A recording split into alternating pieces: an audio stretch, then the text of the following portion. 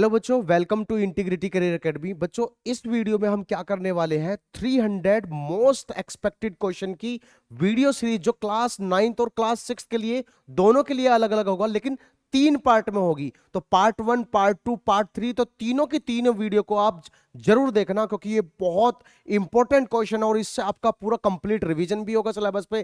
किस किस टॉपिक पे कैसे कैसे क्वेश्चन आते हैं, हमने वो सारे के सारे क्वेश्चन लिए हैं।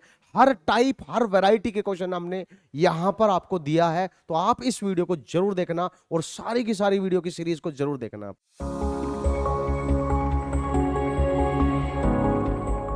Hello students, welcome to integrity career academy Latur Maharashtra. तो आज हम होमी बाबा सीरीज में 100 क्वेश्चंस की सीरीज आपके लिए लेके आए हैं क्लास 9th के लिए। तो ये आपके मोस्ट इंपॉर्टेंट क्वेश्चन होने वाले हैं। तो हम लोग स्टार्ट करते हैं क्वेश्चन नंबर 1 से। तो फर्स्ट क्वेश्चन है कि an aeroplane acquires a speed of 1800 kilometre per hour before it takes off from the runway which is 5000 metre long. What is the acceleration if it is uniform. ठीक है, तो आपसे acceleration पूछ रहा है। तो एक्सेलरेशन का फॉर्मूला क्या होता है? एक्सेलरेशन का फॉर्मूला होता है acceleration is equal to v minus u upon t. यहां पे आपको स्पीड किस में दी हुई है? किलोमीटर पर आवर में। तो किलोमीटर पर आवर में बड़ी यूनिट से छोटे में जाएंगे तो छोटे नंबर से मल्टीप्लाई करेंगे, मतलब 5/18। ये कितना आ जाएगा? ये आपका 100 इंटू 5, आपकी जो स्पीड आएगी वो आएगी 500 मीटर पर सेकेंड। ठीक है, यू आपका कुछ दिया नहीं है, इसका मतलब कि आपका ऑब्जेक्ट जब आपका एरोप्लेन स्टार्ट किया होगा तो उसकी इनिशियल वेलोसिटी कितनी हुई होगी? 0। फाइनल कितनी है? 500। तो 500 माइनस 0 अपॉन आपका अच्छा एक minute. An aeroplane acquires a speed of 1800 kilometre per hour before it takes off from the runway which is 5000 metre long. ठीक है, तो आपको जो लेंथ दिया हुआ है वो कितना दिया हुआ है? 5000 मीटर दिया हुआ है। What is the acceleration if it is uniform. तो यहां पे हमें टाइम निकालना होगा। स्पीड दिया है, आपको स्पीड दिया हुआ है। ठीक है, आपको क्या दिया हुआ है? आपको डिस्टेंस दिया हुआ है। टाइम निकालेंगे तो time speed is equal to क्या होता है? Distance upon time. टाइम इधर चला जाएगा, आपका आ जाएगा डिस्टेंस अपॉन स्पीड। डिस्टेंस कितना है? 5000 मीटर और आपकी स्पीड कितनी है? 500 मीटर पर सेकेंड। इसका मतलब जो आपका टाइम निकल के आएगा वो कितना निकल के आएगा? 10 सेकेंड। ठीक है, तो यहां से आपका जो आंसर आ जाएगा वो कितना आ जाएगा? 50 मीटर पर सेकेंड स्क्वायर। ठीक है, आंसर क्या आ जाएगा आपका? 50 मीटर पर सेकेंड स्क्वायर आ जाएगा। एरोप्लेन की स्पीड दी हुई है 1800 किलोमीटर पर आवर, मीटर पर सेकेंड में निकालेंगे तो 500 मीटर पर सेकेंड आ जाएगा। उसके बाद आपको डिस्टेंस दिया है 5000 मीटर और 5000 मीटर किस स्पीड से जा रहा है? 500 मीटर। तो ये कितना आ जाएगा? टाइम कितना आ जाएगा? 10 सेकेंड। और एक्सेलरेशन निकालना है v minus u upon T. v कितना है? 500। ठीक है, आपका u इनिशियली स्टार्ट होगा तो u कितना होगा? 0 और आपका टाइम कितना है? 10 सेकेंड। ठीक है, तो 500 को डिवाइड करेंगे तो 500 डिवाइडेड बाई 10, आपका जो एक्सेलरेशन आएगा वो कितना आ जाएगा? 500 मीटर पर सेकेंड स्क्वायर। ठीक है, तो यहां पे ऑप्शन में 500 कहीं नहीं है, लेकिन आपका आंसर कितना होगा? 500 मीटर पर सेकेंड स्क्वायर में भी शायद किसी फॉल्ट की वजह से सॉरी 50 आ जाएगा। ठीक है, तो हो सकता है ऑप्शन में मिस्टेक हो, कोई बात नहीं। Next question number 2। P and Q are two vectors of equal magnitude. The resultant of these two vectors is of zero magnitude. What is the angle between P and Q? ठीक है, दो आपके पास P और Q vector हैं। तो जैसे मान लो कि हम लोग मल्टीप्लाई करते हैं किसका? वर्क डन का। तो वर्क डन के लिए हम मल्टीप्लाई करते हैं फोर्स और डिस्प्लेसमेंट का। तो फोर्स कैसी क्वांटिटी है? वेक्टर क्वांटिटी है। ये भी कैसी क्वांटिटी है? वेक्टर क्वांटिटी है। The resultant of these vector is of zero magnitude. कह रहा है कि इनका जो रिजल्टेंट है वो जीरो होगा। तो इसका मतलब कि अगर इनका मैग्नीट्यूड सेम है तो ये एक डायरेक्शन में लग रहा होगा और ये दूसरी डायरेक्शन में लग रहा होगा। दोनों की डायरेक्शन एक दूसरे के क्या होगी? अपोजिट होगी। तो अपोजिट होंगे तो एंगल कितना बनेगा? 180 डिग्री। ठीक है, next question number 5। If we convert 54 kilometre per hour into CGS unit, what will be the value. तो सीजीएस से पहले एमकेएस में चेंज कर लेते हैं। 54 बड़े से छोटे में जाना है तो छोटे नंबर से मल्टीप्लाई करना होगा। ये आ गया 3, ये आ गया 5, 15 मीटर पर सेकेंड, ये आपका आ गया। अब ऑप्शन में देखो यहां पे दिया है 15 सेंटीमीटर पर सेकेंड, ये तो पहले ही गलत हो जाएगा। अब मीटर से सेंटीमीटर में जाना है तो किससे डिवाइड करेंगे, डिवाइड बाई 100 करेंगे, तो कितना आ जाएगा 15 बाई 100 करेंगे, कितना आ जाएगा ओ एक minute sorry, metre per second से सेंटीमीटर में जाना है ना, तो 100 से मल्टीप्लाई करेंगे तो कितना आ जाएगा 1500 सेंटीमीटर पर सेकंड। अब यहां पर अगर पॉइंट लगेगा तो 1 2 3 कितनी पावर आ जाएगी 10 की पावर 3 सेंटीमीटर पर सेकंड। आपका फर्स्ट आंसर करेक्ट हो जाएगा, ठीक है। Next question number 5, AB and BC are the two vector perpendicular to each other and of equal magnitude. What will be the resultant of the two? कह रहा है कि दो आपके पास वेक्टर हैं जो कि एक दूसरे के परपेंडिकुलर हैं, परपेंडिकुलर दिया है आपको एंगल बताने के लिए, तो आपसे कह रहा है कि इनका रिजल्टेंट क्या होगा, तो रिजल्टेंट R होता है बेटा under root a square plus b square plus 2ab cos theta, ठीक है। ये आपका फॉर्मूला होता है रिजल्टेंट का। आपका कॉस की वैल्यू कितनी है 90 डिग्री, कॉस 90 कितना होता है 0, तो 2ab cos थीटा क्या हो जाएगा 0। आपका जो आर रिजल्टेंट आएगा वो कितना आएगा under root a square plus b square. अब इंपॉर्टेंट बात ये है, क्वेश्चन कह रहा है कि AB and BC are the two vector perpendicular each other and of equal magnitude. अगर इक्वल मैग्नीट्यूड के हैं तो मैं BC को भी AB के इक्वल लिख सकता हूं, तो इसका मतलब जिसको हमने B माना, A क्या है हमारा, A हमारा AB स्क्वायर हो जाएगा और B हमारा BC है। अगर इक्वल है तो हम देखो आंसर यहां पर किसके टर्म में आ रहा है, AB के टर्म में, तो AB को ही हम ले सकते हैं क्योंकि इक्वल मैग्नीट्यूड है, तो ये भी कितना हो जाएगा AB स्क्वायर। यहां से आपका जो रिजल्टेंट आएगा वो कितना आएगा अंडर रूट 2AB स्क्वायर। अब 2AB स्क्वायर से AB आपका बाहर चला आएगा, ठीक है, तो R is equal to AB root 2, ठीक है। ऑप्शन 1 आपका करेक्ट हो जाएगा, जहां गलत लगेगा टोकना, ठीक है। Question number 7, when a bus is at rest a person sitting inside it at rest with respect to. अगर बस भी रेस्ट पर है, पर्सन भी रेस्ट पर है, तो बस के रिस्पेक्ट में भी वो रेस्ट पर रहेगा। जीप पासिंग बाई बिल्कुल नहीं रहेगा, क्योंकि जीप आपकी मूव कर रही है तो उसे क्या लगेगा कि जो पीछे आदमी बैठा है वो पीछे की तरफ जा रहा है, क्योंकि आपका जो मोशन होता है, जो पोजीशन होता है वो रिलेटिव टर्म होता है, गलत हो जाएगा। ट्रीज अराउंड, जो आसपास के ट्री होंगे वो किस पोजीशन में होंगे, रेस्ट पर। वो पर्सन भी कहां पर है, रेस्ट पर, तो इसके हिसाब से ये भी किस में होगा, रेस्ट पर। तो ऑप्शन 4 आपका बोथ 1 एंड 3 यहां से करेक्ट हो जाएगा। Next question number, displacement time graph is shown below. जब आपका ग्राफ स्ट्रेट लाइन बनता है तो इसका मतलब आपका मोशन कैसा हो रहा है, आपका मोशन हो रहा है यूनिफॉर्म।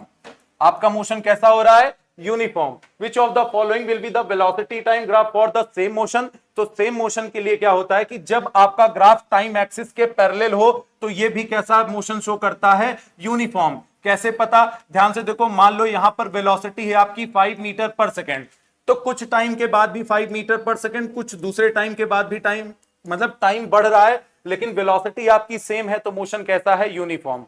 यहां पर स्लोप आपको बता रहा है मोशन, डिस्प्लेसमेंट टाइम ग्राफ का जो स्लोप होता है वो हमें क्या देता है, वो हमें देगा वेलोसिटी, और आपकी स्पीड हर पर्टिकुलर टाइम पर कैसी है, सेम है, ठीक है। Next question number, a stone is dropped in water, it strikes the surface of the water after 2 second, calculate the distance covered by the stone in air as well as the velocity at which it strikes the water. आप एक simple सी बात समझो कि जब कोई आपका stone ऊपर से नीचे की तरफ आएगा तो ये बातें मैंने पहले भी बता रखी हैं कि उसकी इनिशियल वेलोसिटी हमेशा क्या होगी, हमेशा उसकी इनिशियल वेलोसिटी 0 होगी, ठीक है। एक्सेलरेशन ड्यू टू ग्रेविटी कितना होगा, 9.8 मीटर पर सेकेंड स्क्वायर होगा, और कितने टाइम में नीचे जाके गिर रहा है, तो 2 सेकेंड, ठीक है। आपको क्या निकालना है, हमें क्या निकालना है, हमें सबसे पहले निकालना है कैलकुलेट द डिस्टेंस, तो एक बार s निकालना है, और ये भी पूछ रहा है कि किस वेलोसिटी के साथ गिरेगा, तो v भी पूछ रहा है, ठीक है। तो अगर हमें v निकालना होगा तो हम लगा सकते हैं u प्लस gt। u आपका 0 है, g आपका 9.8 है, t आपका कितना है, 2 है, तो आपकी जो स्पीड आ जाएगी 10 टू द 20 माइनस 4, 19.6 मीटर पर सेकेंड आएगा। तो 19 देखो आपका v कितना हो गया 19.6, तो आपका फर्स्ट हो सकता है, सेकंड हो सकता है, थर्ड और फोर्थ नहीं होगा। अब बात किसकी करते हैं, s निकालना है, तो s के लिए हम लोग क्या करेंगे, s is equal to ut plus half AT square. आपका इनिशियल वेलोसिटी बेटा कितना है 0। अगर इनिशियल वेलोसिटी 0 है तो UT कितना हो जाएगा 0। S की वैल्यू क्या हो जाएगी हाफ इंटू 9.8 इंटू 4। 4 क्यों लिया क्योंकि टाइम कितना है 2 सेकेंड। ठीक है, अब यहां से ये कट जाएगा 2, ये कट जाएगा 2, ये भी कितना आ जाएगा 19.6 मीटर। तो आपका ऑप्शन 1 गलत, सॉरी ऑप्शन 2 आपका रॉन्ग हो जाएगा, ऑप्शन 1 आपका करेक्ट हो जाएगा कि फाइनल वेलोसिटी भी 19.6 मीटर पर सेकेंड है और जो डिस्टेंस ट्रेवल करेगा 2 सेकेंड में वो भी कितना होगा 19.6 होगा। Next question number, a car is travelling 20 metre per second along a road. A child run out on the road 50 meter ahead and the car driver steps on brake pedal. What must be car's deceleration if the car is to stop just near the child? आप एक बात समझो कि जब आपकी car stop होगी तो final velocity आपकी कितनी हो जाएगी बेटा 0 मीटर पर सेकेंड। ठीक है, डिस्प्लेसमेंट मतलब बच्चा कार से कितनी दूर पर है तो वो आपका 50 मीटर दे रखा है। ठीक है, कितनी स्पीड से जा रहा था, इनिशियल स्पीड कितनी है 20 मीटर पर सेकेंड। ठीक है, हाँ, और क्या पूछ रहा है तो सबसे पहले तो हम यहां पे क्या निकाल लेंगे टाइम, क्योंकि एक्सेलरेशन हमें कैसे निकलेगा v minus u upon T. तो v भी गिवन है, u भी गिवन है, टाइम नहीं गिवन है, तो यहां से हम क्या निकाल लेंगे, यहां से हम टाइम निकाल लेंगे। तो कौन सा इक्वेशन लगाएंगे, फर्स्ट सेकंड या थर्ड। ठीक है, तो v square is equal to u square plus 2s, यहां से t कैसे निकलेगा। ठीक है, थर्ड, अच्छा डायरेक्ट डिएक्सेलरेशन निकालना है, हाँ ठीक है, ये भी सही है, टाइम निकालने की क्या ही जरूरत है। ठीक है, डायरेक्ट एक्सेलरेशन निकालेंगे, v स्क्वायर कितना है 0, u स्क्वायर कितना है 400 प्लस 2 इंटू a इंटू 50। ये ठीक है, एक बात, जब आपका ये हमें पता है कि क्या होने वाला है, डिसेलरेशन होने वाला है। जब आप स्पीड कम करते हो तो आपकी डिसेलरेशन होगा। ये 400 उधर जाके कितना हो जाएगा -400, ये आपका कितना आ जाएगा 100a। ठीक है, ये कटा, ये कटा, ये 0, ये कटा, एक्सेलरेशन -4 आ गया। -4 का मतलब ये हो रहा है अगर आप एक्सेलरेशन बोलोगे तब तो आप -4 बोलोगे, लेकिन आप डिसेलरेशन या रिटार्डेशन बोलते हो तब आप माइनस का साइन नहीं यूज करोगे, क्योंकि आपने डिसेलरेशन या आपने रिटार्डेशन वर्ड अगर यूज कर लिया इसका मतलब कि एक्सेलरेशन ऑलवेज नेगेटिव ही होगा। तो करेक्ट ऑप्शन कौन सा हो जाएगा 4 मीटर पर सेकंड हो जाएगा, पर सेकंड स्क्वायर।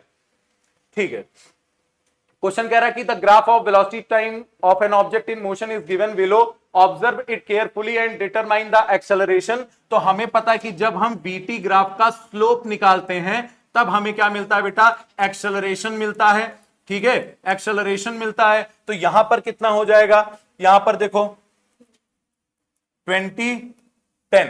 ग्राफ कैसा है, कांस्टेंट, इसका मतलब कि आपकी स्पीड कांस्टेंट बढ़ रही है, एक्सेलरेशन आपका यूनिफॉर्म है। ठीक है, तो वेलोसिटी कितनी है 20, कहां से स्टार्ट किया 0 से, टाइम कितना पहुंचा 10 सेकेंड, स्टार्ट कहां से किया 0, तो 20/10 2 मीटर पर सेकेंड स्क्वायर के साथ इसकी स्पीड बढ़ रही है। तो करेक्ट ऑप्शन कितना हो जाएगा 2, और यहां पर -2 दिया है तो ये ग्राफ ऊपर की तरफ जा रहा है, इसका मतलब बॉडी एक्सेलरेट कर रही है। The velocity of a car becomes twice the previous velocity after every 2 seconds if the average velocity of car after 6 seconds is 14 meter per second. Determine the distance traveled by the car in first 4 seconds. ठीक है, velocity क्या हो रही है of a car become twice the previous velocity after 2 second. Time कितना दे रहा है कि हर 2 सेकंड के बाद, अगर पहले आपकी वेलोसिटी इनिशियल वेलोसिटी मान लो कितनी थी, इनिशियल वेलोसिटी v थी या v1 मान लो। ठीक है, तो फाइनल वेलोसिटी आपकी कितनी हो जाएगी, फाइनल वेलोसिटी आपकी कितनी हो जा रही है 2v1 हो जाएगी। ठीक है, सिंपल सी बात, the velocity of a car becomes twice the previous velocity after 2 second. 2 second time initial velocity v1, तो 2 टाइम्स हो गई तो कितनी हो जाएगी 2v1 हो जाएगी। If the average velocity of the car after 6 second is 14। ठीक है, एवरेज वेलोसिटी आपको कितनी दे रहा है, एवरेज वेलोसिटी, v एवरेज का फॉर्मूला हमें पता है क्या होता है, b प्लस यू बाई 2।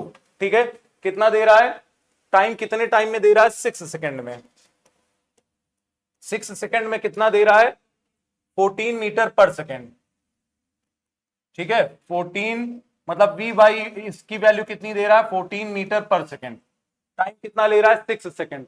तो आपसे क्या पूछ रहा है कि the distance travelled by the car in 4 second, तो 4 सेकंड में कितना ट्रेवल किया अभी यहां पे देखो, एक चीज कॉमन सेंस वाली बात है, आपकी वेलोसिटी बढ़ रही है, 6 सेकंड में कितनी बढ़ी, 14 मीटर पर सेकंड, तो 4 सेकंड में उससे कम बढ़ेगी, तो ना तो बेटा 36 हो, अच्छा सॉरी डिस्टेंस आपसे पूछ रहा है ना, डिस्टेंस आपसे पूछ रहा है, कोई दिक्कत नहीं है, डिस्टेंस निकाल सकते हैं हम लोग यहां पे। If the average velocity of car after 6 second is 14 metre per second, determine the distance travelled by the car in first 4 second. First 4 second में कितना डिस्टेंस ट्रेवल किया, तो यहां पे आपको एस निकालना है, ठीक है।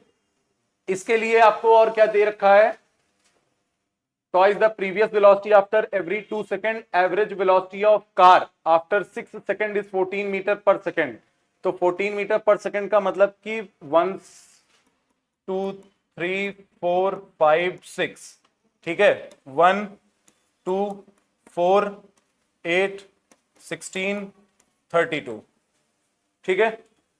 इनिशियल मान लो 32 नहीं होगा, 64 भी अगर जोड़ लो, 2 4 8 16 32 64, 64 टू कितना होता है 66 बाई 2, 33 मीटर पर सेकेंड, नहीं नहीं नहीं एक मिनट, 1 2 3 4 5 6 सेकंड में कितना दे रखा है 14 मीटर पर second. Determine the distance travelled by the car in first 4 second. Okay ठीक है, कोई बात नहीं। यहां पे देखो एवरेज वेलोसिटी कार की 14 में कितना दे रहा है 6 दे रहा है, तो इसका मतलब कि कितना डिस्टेंस कवर किया होगा एवरेज के हिसाब से 6 सेकंड में कितना कवर किया होगा, 6 सेकंड में कितना 14 इंटू 6 ये कवर किया होगा, तो कितना कवर किया है 84 मीटर, ठीक है। तो उस हिसाब से 4 सेकंड में कितना करेगा, 4 सेकंड में कितना करेगा 14 इंटू 4 कितना आ जाएगा 56, क्योंकि एवरेज तो उसका सेम ही है। जब सेम बढ़ रहा है, क्योंकि बढ़ कैसे रहा है कांस्टेंट बढ़ रहा है, तो जब कांस्टेंट बढ़ रहा है तो उसकी स्पीड तो सेम है भाई। देखो एवरेज 6 सेकंड में कितना दिया 14, ठीक है, तो 14 6 कितना आंसर आ गया 84 मीटर कवर करेगा। तो 4 में भी अगर वो एवरेज वेलोसिटी उसकी सेम जा रही है, क्योंकि सेम चेंज हो रहा है ना, वेलोसिटी हर 2 सेकंड के बाद सेम हो रही है, एक्सेलरेशन सेम कर रहा है, एक्सेलरेशन सेम कर रहा है, तो उसके हिसाब से आंसर कितना आ जाएगा हमारा 56 आ जाएगा। इतनी ज्यादा कैलकुलेशन करने की कोई जरूरत नहीं थी। Next question, from the which of the following formula the velocity of the free falling object from the height of 1 metre is obtained. तो हाइट कितना दे रखा है, चलो कोई दिक्कत नहीं, अभी फिर से कर लेंगे।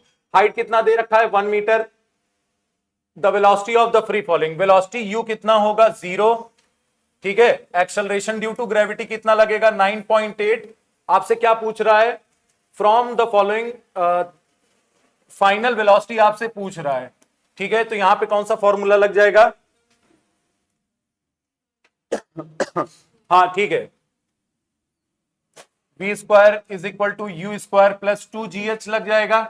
तो v स्क्वायर कितने के इक्वल होगा बेटा, u तो आपका 0 है, 2 इंटू 9 हाइट कितना दे रखा है 1 मीटर, ठीक है। तो यहां से कितना आ जाएगा 19.6, ठीक है। अच्छा एक चीज आप ये समझो कि आंसर 19.6 ना देके g दिया है, तो यहां पे हम लोग क्या करेंगे 9.8 ना लेके क्या ले लेंगे, सीधा g ले लेंगे। तो यहां से आंसर कितना आ जाएगा 2g, ये 2g आ जाएगा। v स्क्वायर की वैल्यू कितनी आ रही है 2g, तो v की वैल्यू कितनी आ जाएगी बेटा, ठीक है, कितनी आ जाएगी √2g। कौन सा ऑप्शन करेक्ट हो जाएगा, सेकंड ऑप्शन आपका करेक्ट हो जाएगा। नेक्स्ट क्वेश्चन कह रहा है कि a boy takes 5 second each to reach point P to Q, यहां से यहां तक कितना टाइम ले रहा है 5 सेकेंड, Q टू R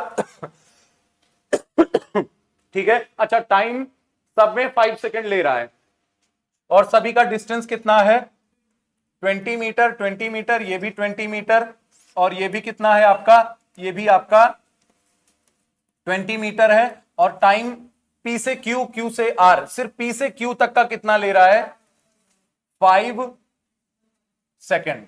हाँ आपसे क्या पूछ रहा है कि then which of the information is correct when the boy reaches at point S फ्रॉम पॉइंट P, ठीक है। यहां पे चलो पहला क्या दे रखा है कि वेलोसिटी आपकी 1.33 है, तो वेलोसिटी क्या होता है शॉर्टेस्ट लेंथ होता है, P से S का शॉर्टेस्ट लेंथ कितना है 20, 20 में जाने में टाइम कितना ले रहा है 15, क्योंकि टाइम तो पूरा कैलकुलेट होगा 555, तो ये कितना आ जाएगा बेटा, ये आ जाएगा 1.33। तो ऑप्शन 2 ऑप्शन 3 गलत। ठीक है, अब हमारे पास क्या बचा, अब हमारे पास फर्स्ट और फोर्थ बचा। ठीक है, तो अब दूसरा क्या पूछ रहा है, हाँ ठीक है, वेलोसिटी दे रखा है, यहां पर कह रहा है स्पीड 4 है, तो स्पीड 4 बिल्कुल होगी।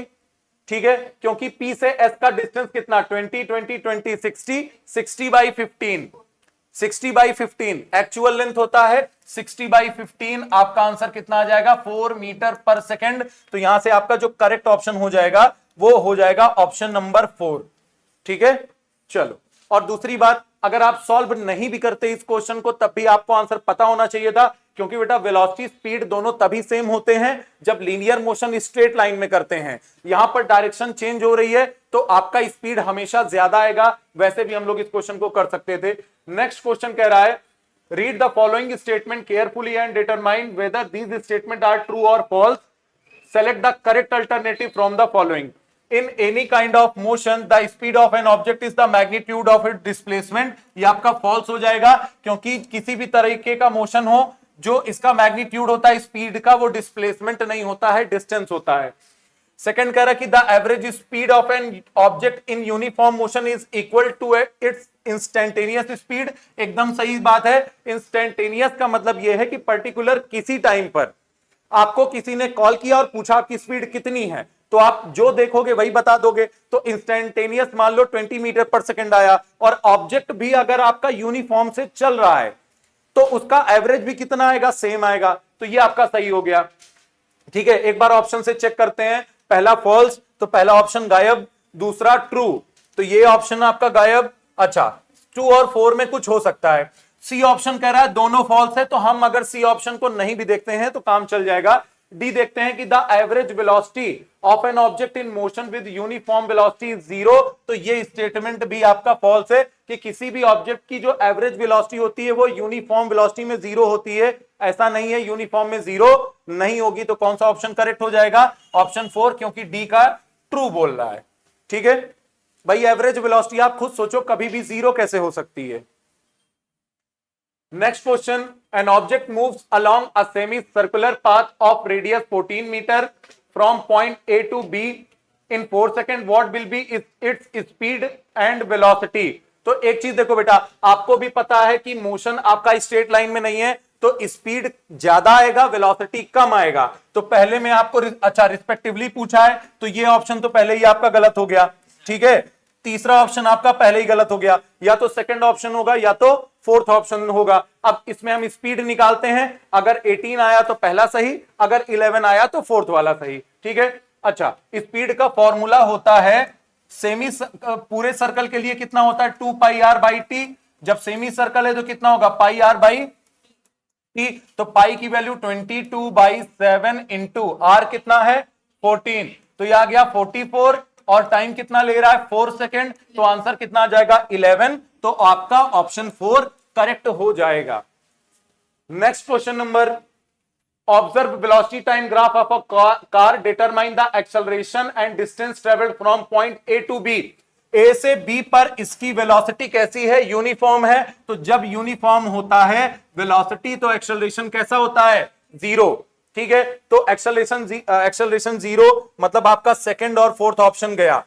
ठीक है, डिस्टेंस निकालना है, तो डिस्टेंस का फॉर्मूला क्या होता है वेलोसिटी टाइम ग्राफ का। अगर हम क्या निकालें, अगर हम निकालें एरिया, तो क्या मिलेगा हमें डिस्टेंस। ठीक है, तो डिस्टेंस हम यहां से यहां तक का निकाल लेते हैं। ठीक है, और उसके बाद यहां से यहां का निकाल लेंगे, जो भी है मान लो 25 के ही पास होगा। ठीक है, 15 इंटू 4, 15 इंटू 4 कितना आ जाएगा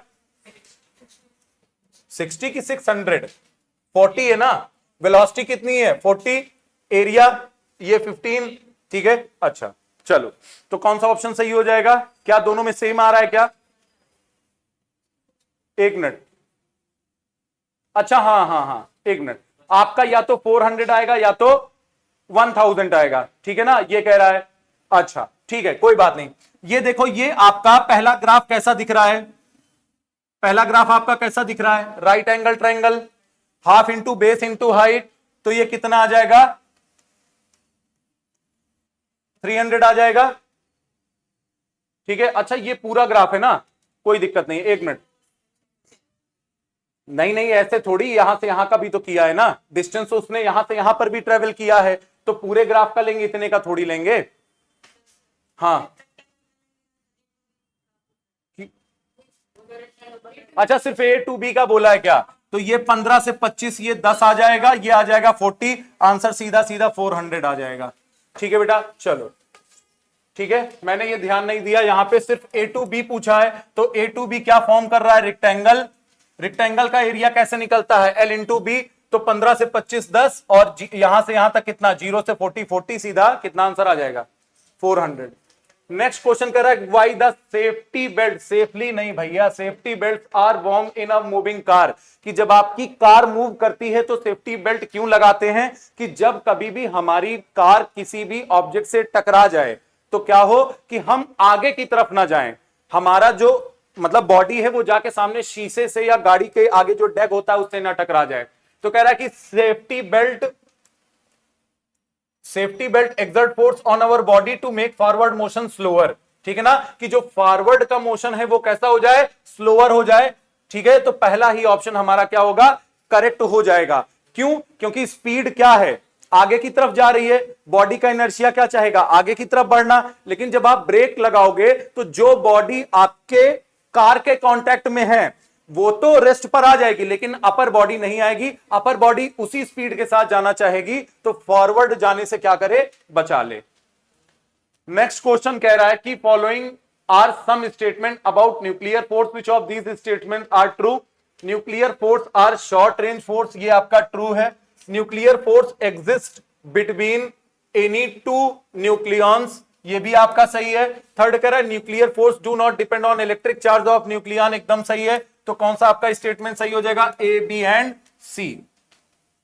next, a particle of mass 100 gram is moving in a straight line, figure shows its velocity time graph, calculate force, तो फोर्स के लिए हमें क्या चाहिए बेटा, मास इंटू एक्सेलरेशन, मास 100 ग्राम दिया है, that is equal to 0.1 kilogram, acceleration क्या कैसे निकालेंगे, वेलोसिटी टाइम ग्राफ का क्या निकालेंगे, स्लोप, ठीक है, तो स्लोप निकालेंगे तो ये आ जाएगा कितना, इतना मान लिया जाए, क्योंकि एग्जैक्टली अगर यहां पे देखोगे तो ये बीच में आ रहा है, तो बीच में आने का मतलब हो सकता है 2.5 आ रहा हो, ठीक है, तो ये आ रहा है कि 100 बाई 2.5 मतलब कि 1000 बाई 25 कितना आ जाएगा, 40, ठीक है, 4 न्यूटन। चलो, अगर 4 न्यूटन ना आता तब हम लोग समझते कि डायग्राम में कुछ है, तो 2.5 ना लेके कितना ले लेते, 2 ले लेते, कोई बात नहीं, आंसर मिल गया, अच्छी बात है।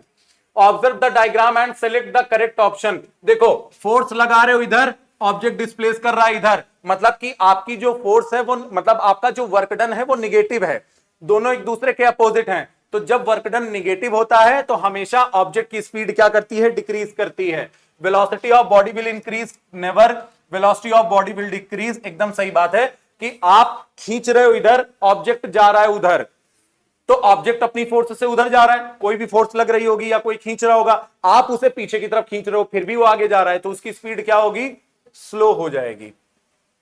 चलो, a bullet of 60 gram is fired using a rifle of mass 12 kilogram, rifle recoils with a velocity of 2.5 meter per second, calculate initial velocity of the bullet, तो यहां पे हम लोग क्या यूज करेंगे, m1 u1 is equal to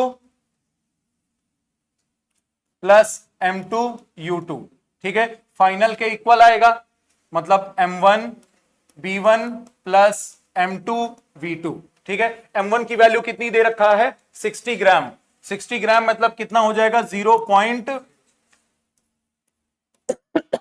ठीक है, fire करने के पहले बुलेट कितनी वेलोसिटी होगी, फायर करने के पहले बुलेट की कितनी वेलोसिटी होगी, 0 प्लस मास ऑफ 2 कितना दे रखा है, 12, उसकी वेलोसिटी कितनी दे रखी है, 2.5, ना ना ना ना ना बेटा, ये तो ये तो उसकी रिकॉइल वेलोसिटी है ना, वो तो उसकी रिकॉइल वेलोसिटी है, तो उसी का तो शायद U2 ही तो पूछ रहा है क्या? किसकी? Calculate the velocity, initial velocity. अच्छा ठीक है, क्या पूछ रहा है? ठीक है, एक minute. A bullet of 60 gram is fired using a rifle. तो राइफल, मुझे यह लगता है कि राइफल की इनिशियल वेलोसिटी 0 होगी, क्योंकि राइफल आपका रेस्ट में है, और इनिशियल वेलोसिटी बुलेट की कितने से निकलेगी वो बताना है। तो यहां पे काम करते हैं, M1 मास किसका हम लोग ले लेते हैं?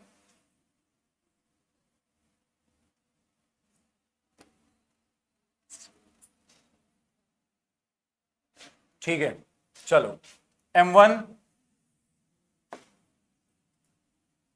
U1, मास कितना है? 12, वेलोसिटी कितनी है? 0 प्लस 0.06 इंटू U2। ठीक है, जब आपका फायरिंग होगा तो ये इसका कितना मास हो जाएगा? ये तो 12 रहेगा। वेलोसिटी कितनी है राइफल की?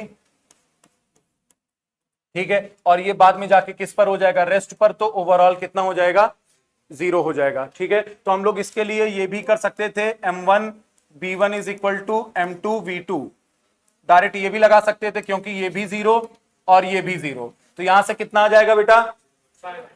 ठीक है, 12 इंटू 2.5 डिवाइडेड बाई 0.06, तो 0.6 से ये 25 बन जाएगा, और ये कितना आ जाएगा? 12 इंटू 250 अपॉन कितना आ जाएगा? 500 मीटर पर सेकेंड। ठीक है, next question, to which of the following laws express in term formula using standard meaning has to be proved by experimental observation only. तो आप बिना लड़े झगड़े आप इसको यूज नहीं कर सकते, इसके लिए एक्सपेरिमेंट करना ही पड़ेगा। ठीक है, law of conservation of mass तब आपका वैलिड होता है जब दो ऑब्जेक्ट क्या करते हैं? कोलाइड करते हैं। तो प्रैक्टिकल करना बहुत जरूरी है, एक आध दो बार मरना बहुत जरूरी है। चलो, थर्ड कह रहा है कि observe the diagram which shows object A and B kept on each other if force is applied on each to move object B to its left में मूव करना है। ठीक है, तो कह रहा है कि is P1 P2 and P2 respectively choose correct option, की करेक्ट ऑप्शन आपका कौन होगा? तो देखो बेटा, यहां पे किसी सपोर्ट के साथ मूव करा रहे हैं, यहां पर पुली के साथ मूव करा रहे हैं, यहां पर कुछ नहीं है। तो अगर कुछ नहीं है तो आपका जो P होगा, P को क्या बता रहा है? मूव करा रहा है ना, तो सबसे ज्यादा आप तक फोर्स इज अप्लाइड, तो आपका P सबसे ज्यादा यहां पर लगेगा, क्योंकि कोई सपोर्ट नहीं है। तो P1 आपका ग्रेटर होगा, P1 आपका ग्रेटर होगा। ये भी गलत, ये तो इक्वल कह रहा है, ये भी इक्वल कह रहा है, कौन सा ऑप्शन सही हो जाएगा? ठीक है, चलो next, to substance with equal mass but different velocities collide each other, determine the correct equation related to conservation of an energy. Energy के रिस्पेक्ट में कह रहा है, और यहां पे इक्वेशन आपका किसमें? ठीक, अच्छा कोई दिक्कत नहीं है। MU1 plus MU2 is equal to MV1 plus MV2। ठीक है, एनर्जी जो भी है दोनों तरफ क्या होगी? सेम होगी। मास कह रहा है बेटा सेम है, तो यहां का मास दोनों का कॉमन हो जाएगा, M ये M कट जाएगा। ठीक है, U1 plus U2 is equal to V1 plus V2, कौन सा ऑप्शन हो जाएगा? U1 plus V1, U2 plus V2। ये गलत, ये तो मास का तो कोई मतलब ही नहीं है। अच्छा, आंसर माइनस में दे रहा है, तो U1 को पॉजिटिव रखते हैं, U2 को उधर भेजते हैं। U1 minus V1 is equal to V2 minus U2, कोई ऑप्शन दिख रहा है? सेकंड, तो सेकंड यहां से करेक्ट हो जाएगा, बस इसी को थोड़ा सा घुमा के दिया है। चलो, क्वेश्चन 26 कह रहा है कि the ratio of the masses of moving object X and Y having equal momentum is 1:2 determine the ratio of their velocities. ठीक है, देखो बेटा, आपका जो मोमेंटम है मास और वेलोसिटी पर डिपेंड करता है, मास का रेशियो दे रखा है। अगर दोनों बॉडीज का मोमेंटम सेम है तो 100% की बात है कि इनकी वेलोसिटी क्या करेगी? डिफर करेगी। 1:2 दिया है, हम मानते हैं कि 1 का जो मास है 1 किलोग्राम है, और 2 का मास कितना है? 2 किलोग्राम। ठीक है, तो मोमेंटम कितना आ जाएगा? 2, सबसे पहले कितना आ जाएगा? 1 किलोग्राम इंटू V1, और दूसरे का कितना आ जाएगा? 2 किलोग्राम इंटू V2। तो अब V2 अच्छा दोनों इक्वेशन इक्वल है, ठीक है, तो यहां से ये इधर आ जाएगा, तो V1/2 is equal to V2, ठीक है ना, ठीक है। तो डिटरमाइन द रेशियो, तो ये कम है ये ज्यादा है, तो कितना आ जाएगा 1:2। नहीं समझ में आ रहा कोई दिक्कत नहीं है, किलोग्राम को किलोग्राम से काट दो, सिंपल आ जाएगा V1 is equal to 2V2, तो 1:2, ठीक है। किसका पूछ रहा है? The ratio of the air velocities. बेटा B1 क्या है? B1 का मास कम, तो वेलोसिटी होगी ज्यादा, ठीक है। V2 का मास, सॉरी V2 का जो आपका मास है वो ज्यादा है, तो V2 क्या होगा आपका कम, तो 1/2 होगा, तभी तो 0.5 आएगा। 2/1 करोगे तो B1 ज्यादा आ जाएगा। समझ में आया भाई? ये रेशियो क्या डिवाइड ही तो होता है, 1/2 करोगे 0.5 आएगा, जबकि आंसर तो 2 आना चाहिए B1/V2 का। चलो, हाँ, 3 identical bodies each of mass m are pushed by a force F on a frictionless table as shown in the figure, ठीक है। अच्छा, कह रहा है कि 3 आइडेंटिकल बॉडीज हैं जिन्हें किस फोर्स से भेजा जा रहा है? F से, ठीक है। फ्रिक्शनलेस टेबल है, determine the true statement from the following. तो देखो 3 आपके मास हैं, मास कितना है 3m, फोर्स कितना लग रहा है F, ठीक है। हाँ, पहला कह रहा है कि कॉमन एक्सेलरेशन इज F/3m। तो देखो फोर्स का फॉर्मूला क्या होता है? Mass into acceleration. फोर्स कितनी लग रही है F, मास कितना है 3m, एक्सेलरेशन कितना है a, तो एक्सेलरेशन की वैल्यू कितनी आ जाएगी बेटा? F/3m। तो इसका मतलब कि यहां तक तो ठीक है, एक्सेलरेशन 3F/m, ये गलत। Z is F, force applied by Y on Z is F, ये भी गलत हो जाएगा, क्योंकि बेटा फोर्स तीनों की मिला के कितनी लग रही है F, तो एक पर कितनी फोर्स लगेगी? F/3, दूसरे पर भी कितनी लगेगी? F/3, तीसरे पर भी कितनी लगेगी? F/3, क्योंकि सबका मास क्या है? सेम है, ठीक है। तो यहां से and the force acting on X is F/3, तो आपका जो पहला ऑप्शन है, सॉरी पहला ऑप्शन जो है वही आपका सही हो जाएगा। कॉमन एक्सेलरेशन कितना है? F/3m, और आपकी जो फोर्स एक्ट कर रही है वो कितनी है? F/3। Next question, if a person travel from the equator to pole, what will happen to the acceleration due to gravity. तो देखो हमारा अर्थ कुछ ऐसे एलिप्टिकल शेप का है, जो हमारा पोल है इसका रेडियस है कम, तो g की वैल्यू होगी ज्यादा, क्योंकि आपने पढ़ा है कि g का फॉर्मूला क्या होता है? g mass of earth upon radius of earth का स्क्वायर, ठीक है। तो रेडियस कम तो g की वैल्यू ज्यादा। किधर से किधर जाना है हमें? इक्वेटर से पोल पर, तो ये हमारा इक्वेटर है, इक्वेटर में r क्या होता है? ज्यादा, तो g क्या होगा? कम। अब कम से पोल की तरफ जाएंगे तो g क्या होगा? इंक्रीज करेगा, ठीक है, सेकंड होगा, ठीक है ना, सही है बेटा। चलो, नेक्स्ट क्वेश्चन कह रहा है कि read the following statement and choose the correct option. Moon revolves around the sun due to gravitational force, अच्छी बात कह रहा है। Planet revolve around the sun due to gravitational force, ये भी सही है। थर्ड कह रहा है gravitational force is ineffective in case of free fall, ये आपका गलत है, इफेक्टिव होता है, उसी की वजह से तो गिरता है। लास्ट कह रहा है कि buoyancy does not depend on gravitational force, ये भी गलत है, बायंसी बिल्कुल डिपेंड करती है। नीचे लगने वाली फोर्स mg जो कि ग्रेविटेशनल होती है, ऊपर लगने वाला फोर्स बायंट होता है, तो आपका ऑप्शन ए भी सही है, सी और डी गलत है। ऑल स्टेटमेंट आर करेक्ट, गलत। Both A and B are correct where are C and D are incorrect, तो ऑप्शन 2 आपका सही हो जाएगा, ठीक है।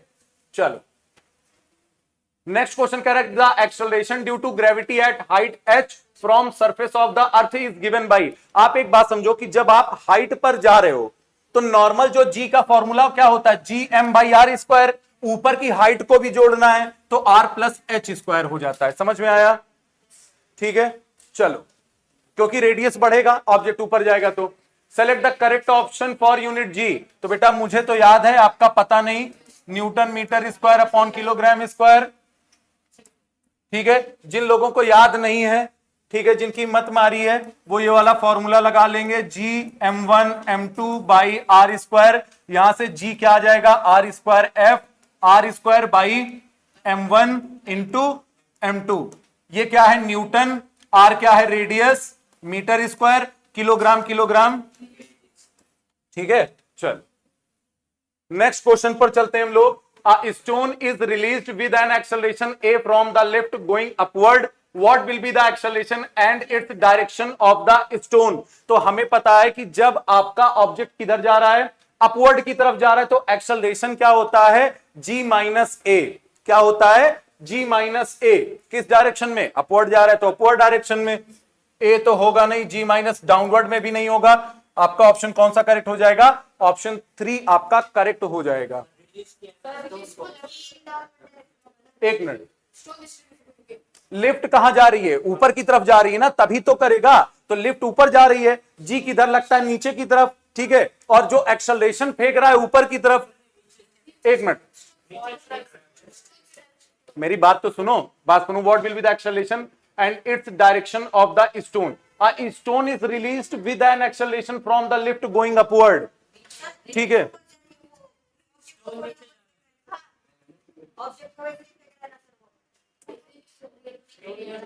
एक बात बताओ बेटा, अगर नीचे की तरफ जाएगा, आपने कोई एक्सेलरेशन दिया, ग्रेविटी अपना एक्सेलरेशन लगाएगी, तब तो g प्लस ए होना चाहिए ना डाउनवर्ड डायरेक्शन। नहीं तो अगर एक्सेलरेशन नहीं लगाया तो फिर एक्सेलरेशन माइनस क्यों करेंगे, अगर नीचे ही फेंकना है तो। ये कह रहा है कि किसी ऑब्जेक्ट, देखो ऑप्शन के हिसाब से भी कभी कभी देखना चाहिए कि आप किसी ऑब्जेक्ट को फेंके, एक्सेलरेट करेगा ऊपर की तरफ, ग्रेविटी किधर खींचेगी, नीचे की तरफ। ठीक है, जाएगा नीचे की तरफ, डाउनवर्ड डायरेक्शन। तो अगर आप एक्सेलरेशन देके नीचे फेंक रहे हो तो जी का भी एक्सेलरेशन प्लस आप एक्सेलरेशन नीचे लगा रहे हो, दोनों की डायरेक्शन सेम है तो ऐड होगा ना। इस केस में क्या है कि ऑब्जेक्ट को ऊपर की तरफ फेंक रहा है, तब वो जी नीचे की तरफ खींच रहा है, ए मेरा ऊपर की तरफ, दोनों की डायरेक्शन एक दूसरे के अपोजिट है, तो जी माइनस ए। और अभी स्टोन किधर जा रहा है, अपवर्ड। बाद में तो सबको पता है कि ग्रेविटी उसको नीचे खींच लेगी। ठीक है, चलो ऑप्शन अगर g प्लस ए डाउनवर्ड दिया होता तो हम मान लेते कि नीचे की तरफ उसने फेंका। A pendulum can vibrate in an artificial satellite. पहली बात तो यही गलत है, कभी आपका जो पेंडुलम है वो आर्टिफिशियल सैटेलाइट में कभी भी आपका वाइब्रेट नहीं करता। बोथ स्टेटमेंट गलत, बोथ स्टेटमेंट गलत, स्टेटमेंट 1 इज ट्रू, ये भी गलत। कौन सा ऑप्शन सही हो जाएगा, 4 सही हो जाएगा कि आपका जो स्टेटमेंट 1 है वो गलत है। 2 आप नहीं भी देखोगे तो ऐसा कोई ऑप्शन इसमें है ही नहीं कि 1 and 2 आर बोथ फॉल्स। ठीक है, चलो नेक्स्ट कह रहा है select the suitable alternative of correct pair from column 1 and column 2। ठीक है, अब इसमें जो महान लोग हैं ना तो उनको ए का पता होगा ना तो बी का पता होगा, लेकिन जी ऑन पोल पता होगा कि पोल का रेडियस कम तो जी की वैल्यू ज्यादा, तो सी का क्या होगा 2। एक ही ऑप्शन दिख रहा है, तो आपका ऑप्शन कौन सा सही हो जाएगा, थर्ड का, सॉरी क्वेश्चन 32 का 3 सही हो जाएगा। नेक्स्ट क्वेश्चन, तो बेटा ये आपको इसलिए बता रहा हूं कि अगर वहां पे दिमाग खराब हो जाए तो ऑप्शन पे भी जाके चेक कर लेना। ठीक है, कोई दिक्कत नहीं है। Read the following statement and choose the correct option from the following. The value of acceleration due to gravity of earth does not depend upon the mass of the body. एकदम सही बात है कि वो किसी भी मास ऑफ द बॉडी पर acceleration की वैल्यू डिपेंड नहीं करती। सेकंड कह रहा है acceleration due to gravity is a constant physical quantity, तो ये गलत है, कांस्टेंट तो है नहीं, प्लेस टू प्लेस क्या करेगा, वेरी करेगा। तो स्टेटमेंट 1 आपका ट्रू है और सेकंड आपका फॉल्स है। नेक्स्ट क्वेश्चन कह रहा है how much energy of an object of mass 15 kilogram placed at a height of 2 metre will possess. तो किसी भी हाइट पर जो एनर्जी होती है वो कौन सी होती है, potential energy, mass into gravity into height. Mass कितना दे रखा है 15, जी की वैल्यू 9.8, हाइट कितना दे रखा है 2, तो यहां से कितना आ जाएगा,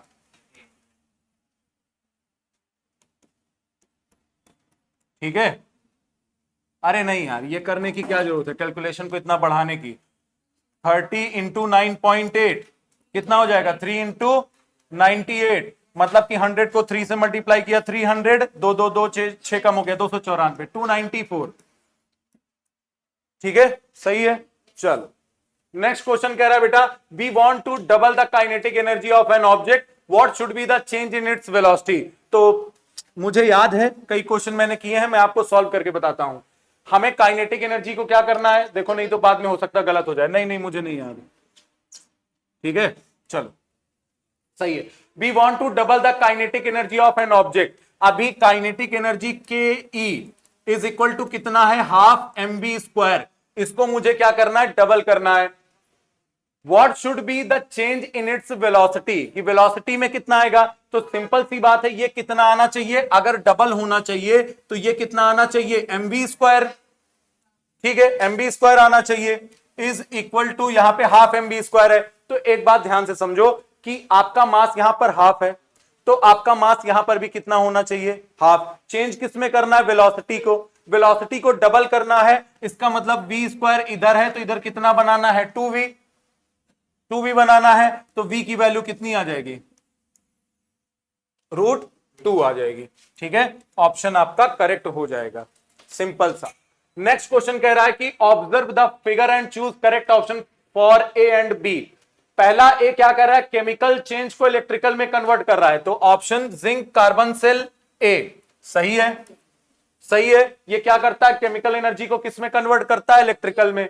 ठीक है, सेकंड कह रहा है कि इलेक्ट्रिकल एनर्जी किस में कन्वर्ट होनी चाहिए, केमिकल एनर्जी में। तो आपको पता है कि ये जो आपका निकल कैडमियम सेल है, इसका काम होता है इलेक्ट्रिक एनर्जी को किस में कन्वर्ट करना, केमिकल में। तो आपका पहला ही ऑप्शन क्या हो जाएगा, सही हो जाएगा। आप एक बात खुद ही सोचो कि लेक लैंचे से लिए हो सकता है आप लोगों ने नाम ना सुना हो, लेकिन ये काम क्या करते हैं, ये केमिकल को किस में चेंज करते हैं, इलेक्ट्रिकल में, सॉरी इलेक्ट्रिकल को किस में कन्वर्ट करते हैं, केमिकल में। ठीक है, कार की बैटरी, कार में जो बैटरी होती है वो काम क्या करती है, केमिकल को किस में कन्वर्ट करती है। ठीक है, चलो। In experiment students gather following data while running up of 5 of steps on staircase use this to calculate power utilized by student। तो पावर के बेटा दो ही फॉर्मूले हैं, या तो वर्क डन अपॉन टाइम होगा या तो एनर्जी अपॉन टाइम होगा। ठीक है, क्योंकि क्वेश्चन में अगर स्टेप दे दिया तो इसका मतलब कि ये वर्क, पावर और एनर्जी का क्वेश्चन है, ना कि आपके इलेक्ट्रिसिटी का पावर है। ठीक है, चलो। हाइट ऑफ ईच स्टेप कितनी दिया है, 20 सेंटीमीटर। कितने स्टेप हैं, 27। तो डिस्प्लेसमेंट कितना हो जाएगा, 27 इंटू 20/100। ना ना ना ना, सही है। अच्छा, ये मीटर में दिया है ना, तो आंसर हमारा सेंटीमीटर में ना आके मीटर में आ जाएगा। 1/5 27/5 5 4। ठीक है, 5.4 मीटर। टाइम कितना ले रहा है, 5.4 सेकेंड। मास कितना है, 55। ठीक है, तो देखो मास आपको दिया है, एक्सेलरेशन ड्यू टू ग्रेविटी ले लेंगे तो हमारा वर्क डन निकल आएगा, क्योंकि वर्क डन क्या होता है बेटा, फोर्स इंटू डिस्प्लेसमेंट। डिस्प्लेसमेंट निकल आया। ऑब्जेक्ट का मास कितना है, 55 मल्टीप्लाइड बाई 9.8 इंटू 5.4 कितना आ जाएगा, 55 को 9.8 सॉरी मल्टीप्लाई करेंगे तो, अरे देखो 10 से मल्टीप्लाई करोगे कितना आएगा, 550। 55 को 0.2 से मल्टीप्लाई करोगे कितना आ जाएगा, 55 1.1 आ जाएगा, माइनस कर दो। अरे यार 98 का हाफ कितना होता है, हाँ 539। पता नहीं क्यों भरोसा नहीं हो रहा है, पक्का ना, ये पूरा 539 आ रहा है, ये कितना आ रहा है, हाँ ठीक है, क्योंकि 10 से करोगे तो उतना आ जाएगा 539 आपका फोर्स आ गया इंटू 5.4। टाइम कितना ले रहा है, तो डिवाइडेड बाय टाइम करोगे, by force into displacement work done upon time, ये कट गया, आंसर कितना आ जाएगा। ठीक है बेटा, very good. Next question number 40। Observe the graph and select correct option to calculate the work done. Displacement दिया है, फोर्स दिया है। मैंने आपको कितनी बार बताया है कि अगर आपको फोर्स और डिस्प्लेसमेंट करोगे तभी वर्क डन आएगा, मतलब कि दोनों को क्या करना है, मल्टीप्लाई। आप मल्टीप्लाई जब भी करते हो किसी भी ग्राफ का तो हम निकालते हैं एरिया। क्या निकालते हैं, एरिया। तो यहां से एरिया निकालेंगे। ग्राफ आपका कितना बन रहा है, ये बन रहा है, ठीक है। तो सिंपल कितना आ जाएगा, half into base into height, ठीक है। रेक्टेंगल 2 नहीं, ये भी 2 नहीं, ठीक है। ये भी आपका गलत। लास्ट कह रहा है area of triangle A O B, sorry O A B, O A B, ठीक है। तो आपका कौन सा ऑप्शन करेक्ट हो जाएगा? ऑप्शन 4, क्योंकि यही तो आपका half into base into height किसका फॉर्मूला है?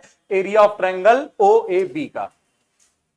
Next question, what will be the power of an engine from the following if it is working with the rate of 60 joule per minute? कोई बात नहीं, minute को हम किस में change कर देते हैं? सेकंड में। ऊपर तो जूल है, जूल पर सेकंड को ही हम क्या बोलते हैं? वॉट। 60/60 कितना आ जाएगा? 1111। ऑप्शन 4 क्या हो जाएगा? करेक्ट हो जाएगा। सेकंड कह रहा है कि a lamp of 100 watt was used for 4 hours daily in February 2016. Find out how many unit of electricity was consumed in that month. 100 what का आपका लैंप कितनी देर के लिए यूज हो रहा है? 4 आवर के लिए, ठीक है। तो हमें पता है कि जो इलेक्ट्रिसिटी होती है, सॉरी जो कॉमर्शियल यूनिट ऑफ एनर्जी होती है बेटा, वो होती है kWh। तो वॉट 100 दिया है, किलोवाट में चेंज करेंगे 0.1 आ जाएगा। टाइम कितना दिया है? 4। तो आपका आंसर कितना आ जाएगा? कुछ नहीं, नहीं, सॉरी kWh सही तो है। अच्छा, फरवरी का पूरा महीना ना, kilowatt into R 28, 2016 leap year था, 29, 29,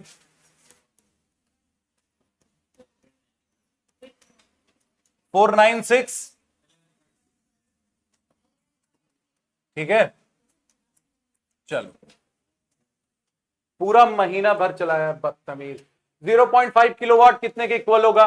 तो बेटा 1 kWh इक्वल होता है 3.6 इंटू 10 की पावर 6 जूल। अब ये कह रहा है 0.5, तो 0.5 कैसे आएगा? डिवाइडेड बाई 2 कितना आ जाएगा? 1.8 इंटू 10 की पावर 6 जूल, ठीक है। 1.6 इंटू 10 की पावर 6 जूल। चलो, next question, select the correct unit of power from the following. Power की यूनिट क्या होती है? Work done upon time. Work done होता है force into displacement upon time. Force होता है mass into acceleration into metre, ठीक है, मीटर अपॉन सेकेंड।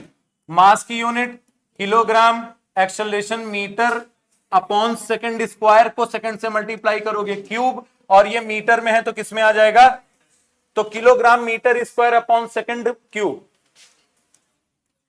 ठीक है। और जूल पर सेकेंड होता ही है, ये आपका नहीं होगा क्योंकि एस की पावर प्लस का 3 दिया है। अर्ग अपॉन सेकेंड, तो अर्ग किसकी यूनिट है? ये भी सही है क्योंकि अर्ग सीजीएस यूनिट होती है। अर्ग अपॉन सेकेंड ये भी हो जाएगा। तो आपका ऑप्शन एक्स, वाई और डब्ल्यू, सॉरी हाँ यही तो होगा ना, एक्स वाई डब्ल्यू, ये दोनों ऑप्शन देखो सेम है, ठीक है, समझे। थर्ड आई ऑफ निर्मल बाबा। चलो, नेक्स्ट क्वेश्चन बेटा, विच of the following physical quantity of the body changes at the time of free falling? Height बदलेगी, पोटेंशियल बदलेगा, नीचे आएगा स्पीड बढ़ेगा, काइनेटिक एनर्जी बढ़ेगी, नीचे आएगा वेलोसिटी बढ़ेगी, तो आपका मोमेंटम बढ़ेगा, टोटल एनर्जी जिंदगी में नहीं बढ़ेगी, ठीक है। तो क्या कह रहा है कि which of the following physical changes, कौन सी चेंज होगी? P Q R, option number 3। Next क्या कह रहा है? Which of the following physical quantities of the body, ठीक है बेटा, आंख बंद करके लगा दूंगा मैं, क्वेश्चन रिपीट था। An electric bulb is use for 20 days at a rate of 5 hour per day, तो इसका मतलब कितना हो गया? 100 आवर, ठीक है। टाइम कितना आ गया? 100 आवर। पावर कितनी है? 2.5 kWh। तो क्या पूछ रहा है आपसे? What will be the power of electric bulb in what, ठीक है। तो इसको क्या करेंगे? पावर अपॉन टाइम करेंगे। एक मिनट, kWh किसकी यूनिट होती है? कॉमर्शियल यूनिट की होती है। टाइम दे रखा है, आपसे पावर पूछ रहा है, P is equal to energy upon time. Energy कितनी है? और वो भी किसमें पूछ रहा है? वॉट में। तो किलोवाट को वॉट में बदलेंगे कितने से? अभी एक काम करते हैं, kW में ही निकालते हैं, लास्ट में डिवाइड कर देंगे अपॉन 100 आर। आर से आर कट गया 2.5 डिवाइडेड बाई 100। ठीक है, तो एक बात समझो कि 2.5 को अगर 100 से डिवाइड करना है, बाद में किलोवाट को वाट में बदलने के लिए 1000 से मल्टीप्लाई करना है, तो 1000 से मल्टीप्लाई करेंगे, 20 कट जाएगा, कितना आ जाएगा 25। चलो, हाँ, complete the following analogy related to work done is equal to F S cos theta. ठीक है, 0 वर्क डन होता है 90 पर, पॉजिटिव वर्क डन होगा बेटा थीटा 0, क्योंकि कॉस थीटा की वैल्यू 1 होती, सॉरी कॉस 0 की वैल्यू 1 होती है। हाँ, 4 ball P Q R S R in linear motion and the relationship between their masses and velocity is given in the following table. Identify which two ball have the same kinetic energy. ठीक है, तो इसका कितना आ जाएगा, इसका तो बेटा आ जाएगा हाफ एम बी स्क्वायर आ जाएगा, इसका कितना आएगा m बाई 2, तो ये हो जाएगा half into m by 2 into ये आ जाएगा, ये एम बी स्क्वायर आ जाएगा, तो ये सेम नहीं है। अब R कह रहा है 3m by 2 upon b by 3, half 3 by 2 m b by 3, b by 3 का मतलब ये आ जाएगा। ठीक है, तो 9 to the 18 to the 36 by 3, ये भी आपका नहीं आएगा। लास्ट हम देखते हैं 4m बाई v2, मास कितना है,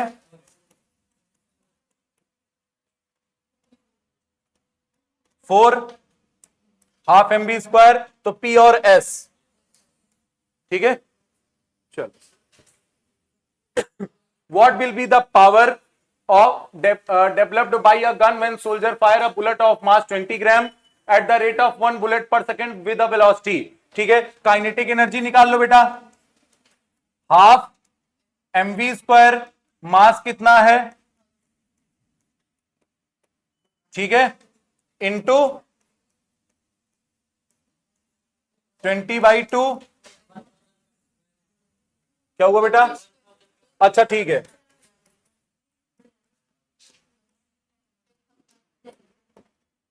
ठीक है, कितना आ जाएगा, ठीक है, 10,000 आपका आ गया। अगर किलोवाट में बदलेंगे तो 10 किलोवाट, और उसके बाद देखो ये तो आपका एनर्जी आया है, ये कह रहा है कि eight the rate of 1 bullet per second, time कितना दे रहा है 1 सेकेंड, तो 1 सेकेंड से मल्टीप्लाई करोगे तो आंसर उतना ही आ जाएगा, 10 किलोवाट आ जाएगा। ठीक है, what is the speed of a moving object whose kinetic energy is 4 time its momentum. कह रहा है कि आपके ऑब्जेक्ट की वेलोसिटी क्या होगी, अगर एनर्जी क्या होगी, मोमेंटम से कितने टाइम है, 4 टाइम्स है।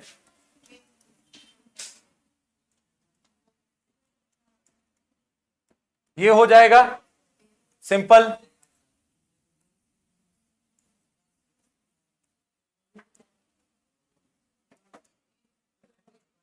ठीक है,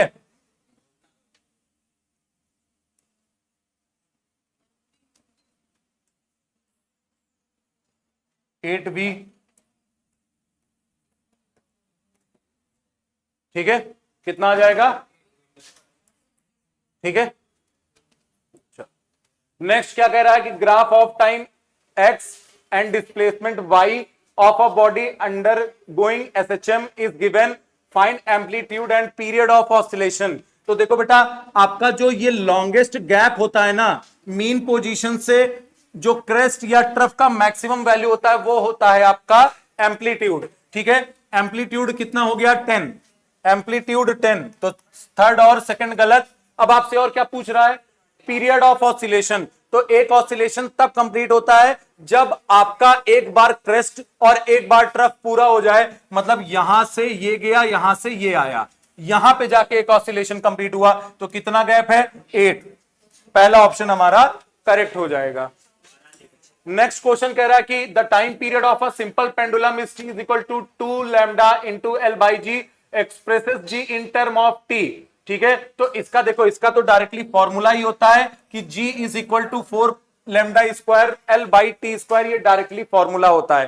कैसे, टी स्क्वायर कर दो बेटा, टी स्क्वायर कर दो, ये 4 स्क्वायर, ये एल और ये जी इधर चला गया, समझ में आया। चलो next, Which part of the human ear recognizes quality of sound, that is loudness and pitch? तो ये दोनों चीजें जो हमारा आउटर पार्ट होता है जिसको हम बोलते हैं कॉक्लिया, क्योंकि साउंड इसी से अंदर जाती है तो लाउडनेस और इंटेंसिटी यहीं से क्लियर हो जाती है, तो ये क्या हो जाएगा हमारा कॉक्लिया हो जाएगा। कोकिला नहीं बेटा, कोकिला बहन दूसरी है।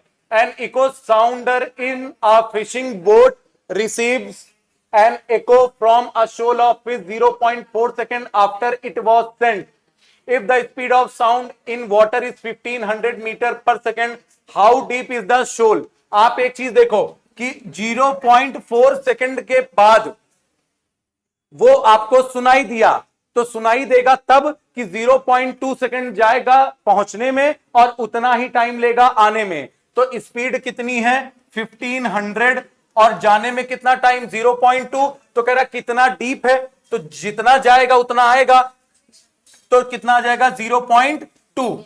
0.4 नहीं करेंगे क्योंकि 0.4 सेकंड वो टाइम है कि गया और टकरा के हमें इको सुनाई दिया। ठीक है, तो इसको कितना हो जाएगा बेटा 1 0, तो 1 0 खत्म हो जाएगा, 15 2 जा 300 मीटर। चलो, a tuning fork produces sound wave of wavelength 0.5 if the velocity is इतना, find the frequency। तो फॉर्मूला होता है velocity is equal to wavelength into frequency। Wavelength कितना दे रखा है 330, वेवलेंथ कितना है बेटा 0.5, आपसे पूछ रहा है 0.5 से डिवाइड करोगे जस्ट डबल हो जाएगा, आंसर कितना आ जाएगा 660। हाँ, in the following flow chart of sound wave, choose the proper animal from human, rat, bat and elephant in place of P, Q, R and S। पहला दे रखा है P का कि is the frequency less than 20 hertz, yes, तो 20 hertz से कम P में human, elephant elephant elephant. तो बेटा देखो ह्यूमन तो नहीं होगा क्योंकि ह्यूमन की ऑडिबल रेंज 20 हर्ट्ज से लेके 20 किलो हर्ट्ज होती है, तो पहला ऑप्शन तो एलिफेंट हो गया। P कौन है हाथी, एलिफेंट हाथी। अब आ जाओ किस पर आ जाए Q पर, is the frequency less then 20,000 hertz, yes, और 20 हर्ट्ज से नीचे के लिए नो कह रहा है, तो ये तो सिंपल से सिंपल किसको इंसानों को शो कर रहा है, तो Q कौन हो जाएगा ह्यूमन। ऑप्शन 2 आपका गलत। थर्ड कह रहा है frequency less than 2000 no, does it uses sonar technique while travelling, sonar technique का यूज करता है, तो आर कह रहा है नो। तो आपको पता होगा कि बेटा बैट आपका करता है और आपका जो है ये नहीं करता, तो नहीं करने का मतलब कि यहां पे आर बैट को दिखा रहा है, तो ये गलत हो जाएगा, ऑप्शन 3 क्या हो जाएगा सही हो जाएगा। सोनार टेक्निक का यूज कौन करता है, बैट करता है। ठीक है, observe the given Venn diagram and select the correct option. तो सोनिक वेव तो पहले जान लो कि ये जो ह्यूमन होते हैं इनके लिए होती है। ठीक है, तो पहला तो आपका क्या हो जाएगा ह्यूमन ही हो जाएगा सोनिक वेव के लिए। ठीक है, तो बाकी के ऑप्शन पे आप नहीं भी जाओगे तो कोई दिक्कत नहीं है। अल्ट्रासोनिक वेव कौन प्रोड्यूस करता है ज्यादा, बैट। क्यों, अल्ट्रासोनिक का मतलब वो कितनी 50 किलो हर्ट्ज तक की प्रोड्यूस करता है। ठीक है, तो बैट और लास्ट में राइनोसेरस, तो आपका कौन सा ऑप्शन सही हो जाएगा first. Find the odd one out from the trumpet, clarinet, flute और क्या है टेम्बोरीन। तो बेटा देखो ये जो आपका टेम्बोरीन है ना, ये आपका परक्यूशन इंस्ट्रूमेंट है, समझ में आ रहा है। बाकी ट्रम्पेट, क्लैरिनेट और फ्लूट ये फूंक मारने वाले हैं, मतलब विंड इंस्ट्रूमेंट है। ठीक है, तो कौन सा ऑप्शन सही हो जाएगा 4। नेक्स्ट क्वेश्चन कह रहा है अंडर आइडेंटिकल फिजिकल कंडीशन, बेटा बीच में दोबारा सुनो, ऐसा ना करो क्वेश्चन सॉल्व कर रहा हूं, बंद ना करना पड़े। Under identical physical conditions what is the ratio of velocity of sound in hydrogen to the velocity of sound in oxygen. तो एक बात याद रखो कि velocity of sound in hydrogen और velocity of sound in oxygen ये directly proportional होता है ऑब्जेक्ट के मॉलिक्यूलर नंबर पर। ठीक है, किस पर होता है मॉलिक्यूलर नंबर पर। तो इसका मॉलिक्यूलर नंबर कितना होगा और इसका कितना होगा, कितना आंसर आ जाएगा। ठीक है, चलो Which of the following factor are necessary for the echo to be heard clearly at 22 degree temperature? तो इको के लिए जो मेन चीज रिस्पॉन्सिबल है, ये सबसे पहले जान लो कि आपको इको तभी सुनाई देगी कि आपकी साउंड जाए और टकरा कर आने में जो मिनिमम टाइम होना चाहिए वो होना चाहिए 0.1 सेकेंड। कितना होना चाहिए?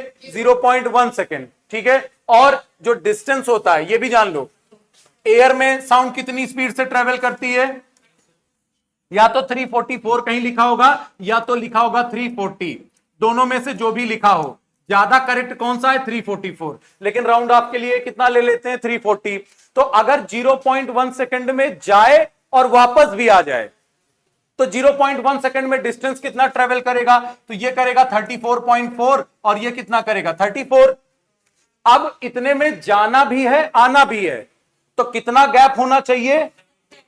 17.2 और यहां पर 17 कि मिनिमम इतना डिस्टेंस होगा तभी आपको एको सुनाई देगी, नहीं तो एको सुनाई नहीं देगी। तो आज से एक चीज ये जान लो कि बंद कमरे में एको सुनाई नहीं देती है, उसको बोलते हैं रिवर्बरेशन। और जो पहाड़ों पे जाके चिल्लाने पे आपकी आवाज कुछ टाइम बाद गूंजती है, वो आपका एको होता है। तो ओपन प्लेस पर अगर आपको आपकी आवाज रिपीटिशन हो रही है, दैट इज एको। किसी बंद सरफेस में, बंद रूम में आवाज रिपीट कर रही है, reverberation. The reflected sound should be heard in less than 0.1, बिल्कुल गलत। The reflected sound should be heard in more than 0.1 second, ये आपका ऑप्शन एकदम करेक्ट है। अच्छा, इसमें और सारे भी सही हैं। The minimum distance between the sound source and the sound reflecting surface should be 34.4, गलत है। कितना होना चाहिए? 17.2। The minimum distance between the sound source and the sound reflecting surface, ठीक है। लास्ट कह रहा है the minimum distance between the sound source and the sound reflecting surface 172, ये भी गलत है। तो आपका फर्स्ट और फोर्थ सही है, सॉरी सेकंड और, तो आपका ऑप्शन नंबर। चलो नेक्स्ट क्वेश्चन कह रहा है 5 centimetre into 3 centimetre into 2 centimetre are the dimensions of the cuboidal block and its mass is इतना। डेंसिटी, डेंसिटी का फॉर्मूला होता है बेटा मास अपॉन वॉल्यूम। आंसर देखो सब किलोग्राम में दिया है, वॉल्यूम आपका सेंटीमीटर क्यूब में दिया है, तो कन्वर्ट करने की जरूरत नहीं है। मास कितना है? 50, वॉल्यूम 3265 30, कट गया। 5/3 कितना होता है? यही होता है। एक मिनट, कुछ गलत तो नहीं है ना? मास अपॉन वॉल्यूम, मास है आपका 50 ग्राम, वॉल्यूम कितना है? 5 इंटू 3 15 इंटू 2 30, ठीक है। The density of liquid in which it float is, तो बेटा सारा आंसर सेंटीमीटर क्यूब में दिया है। 3/5 1/66 ही तो होता है।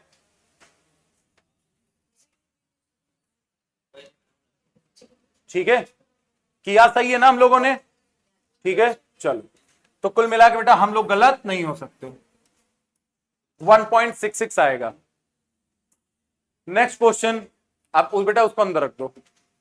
Which of the following physical quantities has no unit? तो सबसे पहले जान लो कि स्पेसिफिक ग्रेविटी की ही यूनिट नहीं होती है, क्योंकि ये क्या होता है? Density of a substance divided by density of reference substance, तो दोनों की सेम है, डिवाइड हो जाएगा। चलो नेक्स्ट क्या कह रहा है? But 3 identical vessel A, B and C contain same quantity of water in each vessel, object having different densities but same mass as place as shown in the figure. If FA, FB and FC are the forces acting on the base of the vessel, हाँ correct कौन सा है? तो बेटा देखो ये float कर रहा है, फ्लोट करने का मतलब ऊपर वाली फोर्स ज्यादा, नीचे वाली फोर्स कम, तो ऑब्जेक्ट ऊपर भागा। ऊपर कौन सी फोर्स लगती है? बायंड। नीचे कौन सी फोर्स लगती है? जी। तो FB greater than G, equal तो ये गलत है, ये दोनों इक्वल, ठीक है, हाँ इक्वल कभी नहीं होगा। अब आपका FA ग्रेटर देन FB, अच्छा तीनों में फोर्स आपको बतानी है ना, कौन सी फोर्स? एक मिनट। Are the forces acting on the base, base की तरफ एक्ट कर रहा है, तो FG यहां पर आपका जो नीचे आपका FA है वो कम है, यहां पर उससे ज्यादा है और यहां पर सबसे ज्यादा है, तो FC की फोर्स क्या हो जाएगी? मैक्सिमम। तो आपका कौन सा ऑप्शन सही हो जाएगा? ऑप्शन 2 सही हो जाएगा। ठीक है ना। क्वेश्चन क्या कह रहा है कि acting on the base, base की तरफ ज्यादा है तभी ये नीचे है, कम है ये इस वाले केस में क्या होगा, इस वाले में इक्वल होता है, तो तभी ऑब्जेक्ट जहां छोड़ा, भाई अगर ज्यादा होता तो ऊपर भागता, कम होता तो नीचे आता, ये ना नीचे गया ना ऊपर गया, बीच में ही है, इनर्शिया, इनर्शिया को मेंटेन कर रहा है। चलो, select from the following the factors affecting buoyant force acting on the body immerse in the liquid. तो डेंसिटी ऑफ अ लिक्विड बिल्कुल करता है बेटा। सेकंड कर रहा है वॉल्यूम ऑफ द ऑब्जेक्ट, ये भी करता है। वॉल्यूम ऑफ लिक्विड ये नहीं करता है, डेंसिटी ऑफ लिक्विड करेगा, वॉल्यूम ऑफ ऑब्जेक्ट करेगा। डेंसिटी ऑफ ऑब्जेक्ट ये भी गलत है, डेप्थ से तो कोई मतलब ही नहीं है, तो हमारा कौन सा ऑप्शन सही हो जाएगा। चलो, नेक्स्ट क्वेश्चन क्या कह रहा है, the area of the tip of a screw is 0.1 centimetre square and it weight is 0.5 newton, find out the pressure. Pressure का फॉर्मूला होता है बेटा फोर्स अपॉन एरिया। फोर्स कितना है, एरिया कितना है, ठीक है। 0.1 को 0.1 से मल्टीप्लाई कराओगे तो आंसर आएगा 0.01, सही है। सेंटीमीटर है, सेंटीमीटर को किस में कन्वर्ट करना है, मीटर में। तो एक काम करते हैं बेटा, इसको 5 ये कितना हो जाएगा, ये देखो सुनो, 5 क्यों किया, एक पॉइंट हटाया तो ये कितना हो जाएगा, सेंटीमीटर का स्क्वायर मतलब 10 की पावर 100 की पावर 2, ये ऊपर कितना, ये 50 बन जाएगा। 100 की पावर 2 का मतलब 10 की पावर 4, तो 5.0 इंटू 10 की पावर, कोई ऑप्शन दे रहा है, 10 की पावर 4 दे रहा है।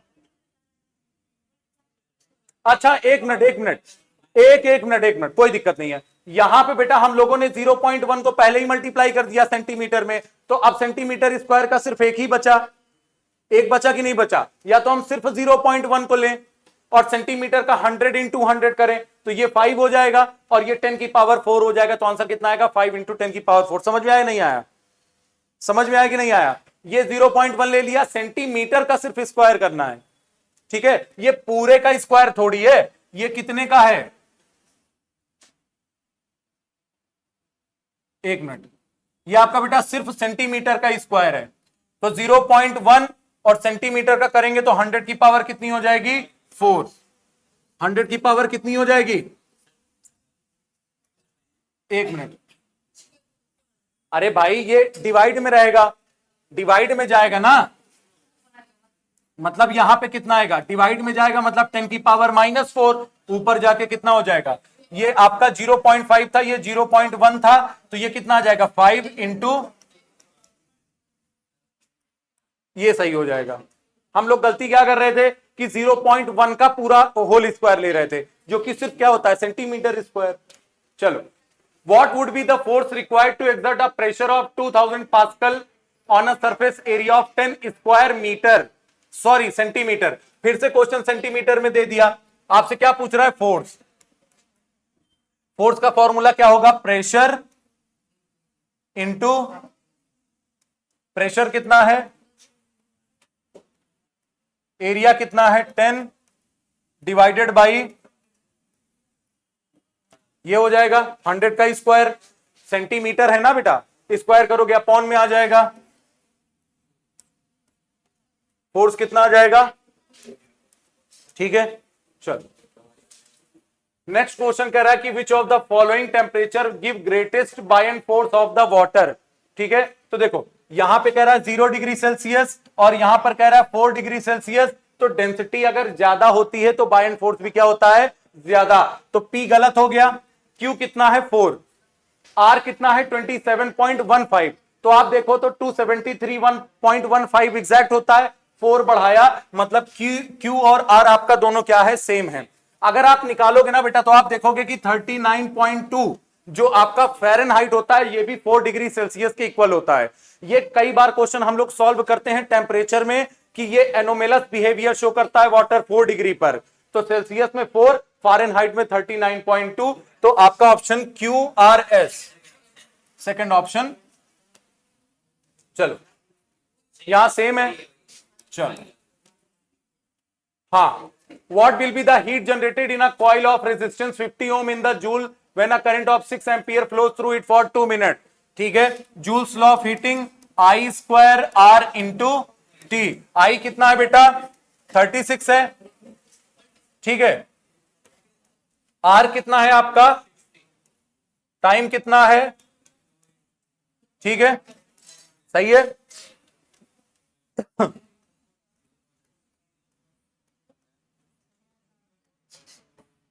ये आ जाएगा।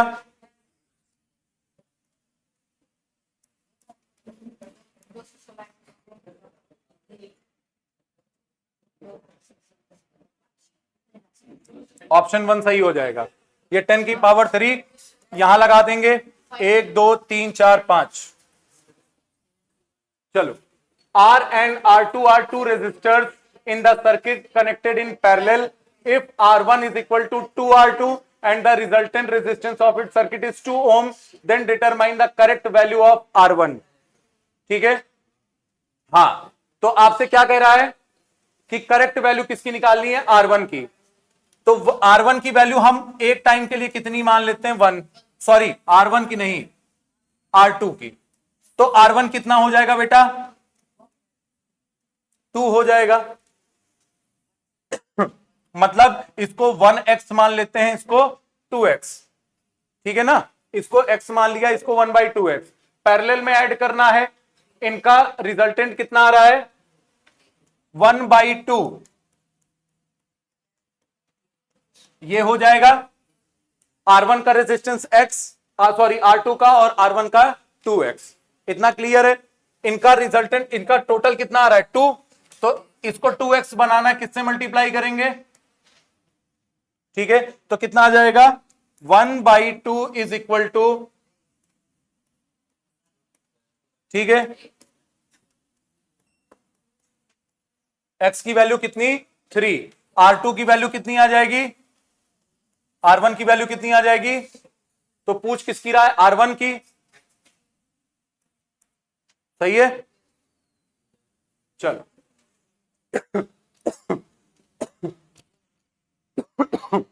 Select the correct group of component in the circuit of verification of Ohm's law। Ohm's law को बताना है। ये पैरेलल कॉम्बिनेशन में है, तो P पर कौन आएगा बेटा? Q पर कौन आएगा? Battery.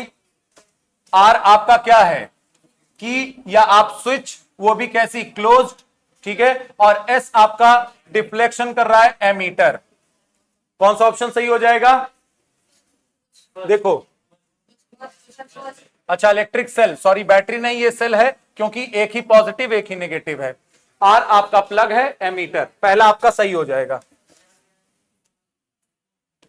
Next, 4 distinct pieces of different dimensions are made from same metal as shown in the figure, arrange them in ascending order। अगर ये सेम मेटल के बने हैं तो सबका रो सेम होगा, तो R की वैल्यू सिर्फ डिपेंड करेगी बेटा L/A पर। इसकी लेंथ L, अच्छा RP, इसका होगा RQ, इसका कितना होगा? RR। ठीक है, यहां पे कितना है? देखो, लेंथ कितनी? L/A। Late L/A is equal to 1। L/A को कितना मान ले? 1। नहीं भी लिखा है तो इसका मतलब ये 1 हो गया। यहां पे कितना है? 3L/2A, मतलब कितना आ गया? 1.5 L/A, या 1.5 सीधा सीधा। यहां पे कितना हो जाएगा? ठीक है, यहां कितना हो जाएगा? A/2, 2 ऊपर चला जाएगा, तो आंसर कितना आ गया? 2L/A। तो सबसे असेंडिंग ऑर्डर में रखना है, तो सबसे पहले कौन आएगा? R, फिर कौन आएगा? Q, फिर कौन आएगा? S, नहीं, अच्छा ये RP है। अरे एक मिनट, सबसे पहले सबसे कम कौन है? R, फिर आपका P। RQ कहां गया? ये, तो ये मैंने ये क्यों लिखा? चलो ठीक है, तो सबसे कम कौन है? Q। Sorry R. अरे यार इतना टाइम क्यों खराब किया। चलो, select the correct ascending order of resistivity. जितना अच्छा कंडक्टर उतनी कम रेसिस्टिविटी असेंडिंग ऑर्डर में। तो सबसे अच्छा इसमें कौन है, कॉपर, जेड। उसके बाद कह रहा है वाई या एक्स, तो वाई पर प्लेटिनम है, एक्स पर एल्यूमिनियम है। अच्छा कौन सा होता है, एल्यूमिनियम। कौन सा अच्छा होता है, एल्यूमिनियम। ठीक है, चलो। A current 2 ampere current flow through the copper wire having diameter इतना, area of cross section R is equal to area of cross section of copper wire, rho is equal to R is equal to rho L by A का formula कितना आ जाएगा, रो L by R। Diameter दे रखा है। अरे एक बात सुनो भाई, आपको डायमीटर दे रखा है ना बेटा 14 मीटर, तो 14 mm का डायमीटर दिया तो एरिया निकालते ना पाई आर स्क्वायर। सिंपल। आर कितना हो जाएगा,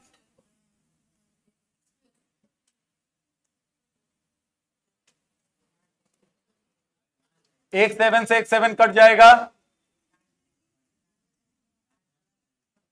ठीक है, अब क्या दिक्कत है इसमें,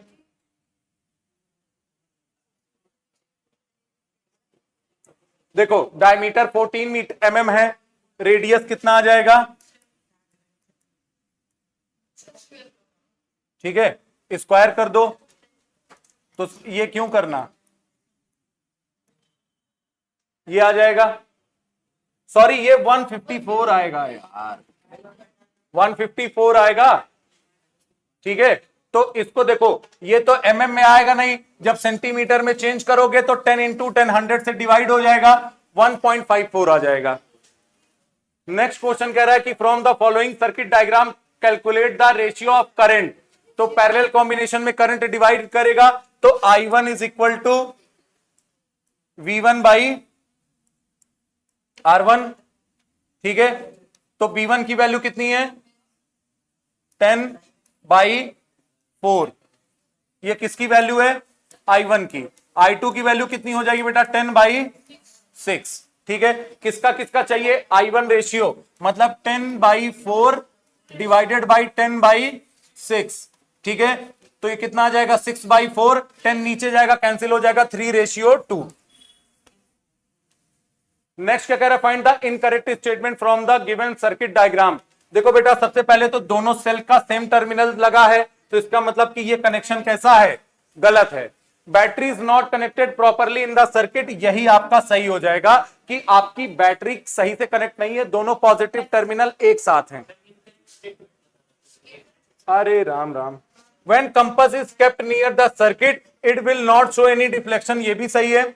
Bulb connected in the given circuit will not glow, ये भी सही है। ऑप्शन डी गलत हो जाएगा। क्या लिखा है, due to the battery in this circuit electric wire behave as magnet. ये कह रहा है ये मैग्नेट की तरह बिहेव करेगा, बिल्कुल नहीं करेगा क्योंकि करंट नहीं है।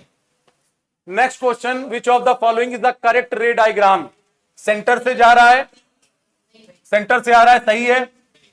फोकस से जा रहा है, गलत है। ये भी तो सही है। अच्छा, रे यहां से बाहर निकल जा रही है, नॉनसेंस। ठीक है, कौन सा सही हो जाएगा बेटा, पहला। नेक्स्ट क्वेश्चन क्या कह रहा है, what will be the refractive index of air with respect to water if refractive index of water with respect to air is 4/3। Opposite पूछ रहा है 3/4, क्योंकि दोनों का मल्टीप्लीकेशन का आंसर कितना आता है, 1 आता है। बेटा देखो ये 4/3 है, एयर से वाटर का 4/3, तो वाटर से एयर का जस्ट उल्टा हो जाएगा, 3/4 का मतलब 0.75। नेक्स्ट क्वेश्चन क्या कह रहा है, the diagram explain reason for which of the following statement. आपका सोर्स है, कोई ऑब्जेक्ट है, यहां से जो लाइट रे जा रही है वो पहुंच नहीं पा रही है। ठीक है, umbra is dark and penumbra is फेंट, कोई मतलब नहीं है। An aeroplane does not cost of shadow, ये आपका सही हो जाएगा कि आपका एरोप्लेन बहुत ऊपर होता है, वहां लाइट आपका सोर्स सन भी ऊपर है, तो ये दोनों है, नीचे कोई शैडो ही नहीं बनेगा क्योंकि स्क्रीन बहुत नीचे है। Which of the following shows the proper way of light रे पासिंग थ्रू द प्रिज्म? तो आर ऊपर होता है, ये गलत है। आर VIBGY-OR ऑप्शन 2 आपका करेक्ट हो जाएगा। रेड की वेवलेंथ ज्यादा होती है तो कम डेविएट करता है, वेवलेंथ वॉयलेट की कम होती है तो ज्यादा डेविएट करता है।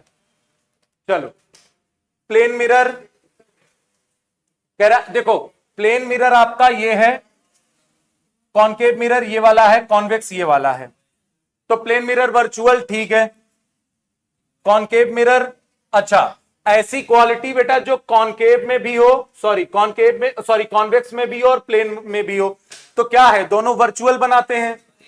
ठीक है, तो नॉन इन्वर्टेड बोल सकते हैं, ये भी सही है। इरेक्ट अगर ना लिखा है तो क्या बोल सकते हैं, नॉन इन्वर्टेड, ये भी सही है।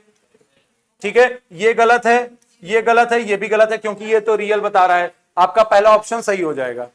ठीक है, वर्चुअल के साथ इन्वर्टेड तो बनाएगा नहीं ना बेटा प्लेन मिरर और convex mirror. 83 with the help of following diagram and Cartesian sign convention determine the correct group. आपकी लाइट रे जिस डायरेक्शन में जाएगी वो पॉजिटिव, बाकी सब नेगेटिव। तो लाइट रे कहां से कहां जा रही है, लाइट रे कहां से जा रही है, ए से बी की तरफ ऐसे जा रही है ना, ये जा रही है, तो ये वाली डायरेक्शन पॉजिटिव और ये वाली डायरेक्शन नेगेटिव। यू कहां रखा है, इधर, तो यू हो गया नेगेटिव, मतलब या तो पहला या तो तीसरा। उसके बाद V आपका पॉजिटिव, राइट साइड बन रहा है तो B पॉजिटिव, दोनों में दिया है क्या, हाँ दोनों में दिया है। हाइट ऑफ ऑब्जेक्ट आप कैसी लोगे, पॉजिटिव, क्योंकि ऊपर की तरफ है, तो कौन सा ऑप्शन करेक्ट हो जाएगा, 3, AB डैश भी पॉजिटिव हो जाएगा। Next question, in the given figure two parallel mirror are shown an incident ray makes an angle 35 degree with mirror, then what is the measure of angle of reflection after third reflection. ये 35 है बेटा, तो ये कितना हो जाएगा 55, angle are भी कितना हो जाएगा 55, ये पूरा 90 बनेगा, तो ये एंगल कितना हो जाएगा 35। सही है, हाँ सही है, 55 35 90। ठीक है, अब इस केस में ये वाला एंगल कितना बनेगा 55, तो ये भी कितना बनेगा, ये कितना बनेगा, ये कितना,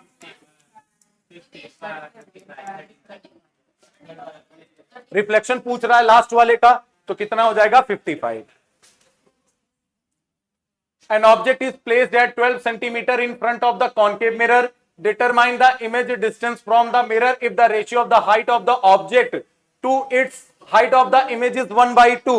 तो बेटा हम एक काम करते हैं ना, HI/HO निकालते हैं जो कि मैग्निफिकेशन होता है। तो हाइट ऑफ इमेज कितनी दे रखा है 2, हाइट ऑफ ऑब्जेक्ट कितना दे रखा है 1, तो मैग्निफिकेशन कितना आएगा 2।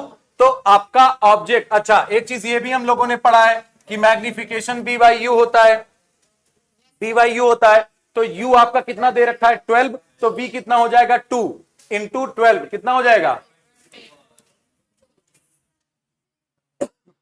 Which of the following phenomena causes mirage, refraction and total internal reflection, ये आपका करेक्ट हो जाएगा। सेकंड कह रहा है कि gamma rays, visible rays, X rays and ultraviolet rays are arrange in ascending order. Ascending order में रखेंगे बेटा तो सबसे पहले आपका गामा रेज आ जाएगा, gamma rays, gamma rays, gamma rays के बाद कौन सी रेज आएगी आपकी, एक्स रेज आ जाएगी। ऑप्शन 2 आपका सही हो जाएगा। और विजिबल लाइट रे तो सबसे आपका ज्यादा होगा गामा के कंपैरिजन में। Question 88, in the given diagram state how many time the incident ray changes its path. देखो सबसे पहले यहां आई, एक बार चेंज किया, ये आपका कौन सा, ये कौन सा है आपका यहां तक, ये आपका न्यूटोनियन है और बाद में आई के पास आ रहा है। ठीक है, देखो डायग्राम दिख गया ना, टिल्ट करके रखा है। चलो ये एक बार रिफ्रैक्ट किया, मतलब इंसिडेंट ने पाथ चेंज किया, यहां गिरेगा दूसरी बार करेगा, यहां से यहां जाएगा तीसरी बार करेगा, आंख के अंदर जाएगा चौथी बार करेगा, इसके बाद क्रिस्टलाइन लेंस के पास 5वीं बार करेगा और विट्रस ह्यूमर के पास 6वीं बार करेगा। तो कौन सा ऑप्शन सही हो जाएगा। Observe the relation between first pair and complete the correlation. एडुसाइड होता है एजुकेशनल सर्विस, IRS होता है किसके लिए, इंडियन रिमोट सेंसस ऐसे कुछ करके है, तो इसका काम होता है IRS का कि मॉनिटर करना किसको, नेचर वगैरह को, वेदर वगैरह को क्या करना, मॉनिटर करना। तो आपका कौन सा ऑप्शन सही हो जाएगा, 4 सही हो जाएगा। टेलीविजन मेट्रोलॉजिकल के लिए बेटा इनके लिए इनसैट होता है, इनसैट होता है और जी सैट होता है, इसके लिए IRS होता है। हाँ, telescope whether only lens is used, lens किसमें यूज होगा, ठीक है, तो 1 2 3 हो सकता है। थर्ड कह रहा है कि वेदर, अच्छा PSN नो, लेंस यूज नहीं होगा। Whether lenses and mirror are used, lens और मिरर किसमें यूज होते हैं, न्यूटोनियन में। तो आपका कौन सा ऑप्शन सही हो जाएगा।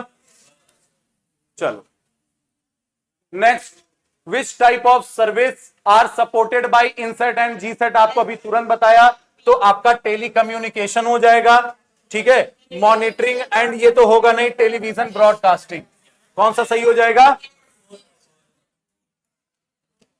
Next question number, GPRS is the abbreviation of, G से होता है ग्लोबल पोजिशनिंग रडार सिस्टम, ये जनरल है यार, चलो ठीक है, वो भी गलत है लेकिन ठीक है, global positioning radio system, radar radio हो जाता, कोई दिक्कत नहीं। Which of the following device is used to back up the data, floppy disk, tape, network drive, all of the above, ये सभी की सभी यूज होती हैं किसके लिए, बैकअप के लिए।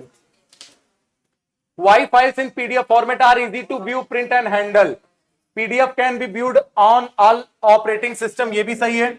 PDF can not be modified, ये भी सही है। PDF take less space, ये भी सही है। All of the above। Next question कह रहा है, मैच द फॉलोइंग, वेल्व ये बेटा वेरी लार्ज इन साइज होता है और ज्यादा इलेक्ट्रिसिटी कंज्यूम करता है, तो फर्स्ट के बी का थर्ड, फर्स्ट का, चलो ज्यादा जाने की जरूरत ही नहीं है। इंटीग्रेटेड सर्किट आईसी बहुत छोटी होती है, बहुत छोटी साइज की होती है और बहुत कम इलेक्ट्रिसिटी कंज्यूम करती है।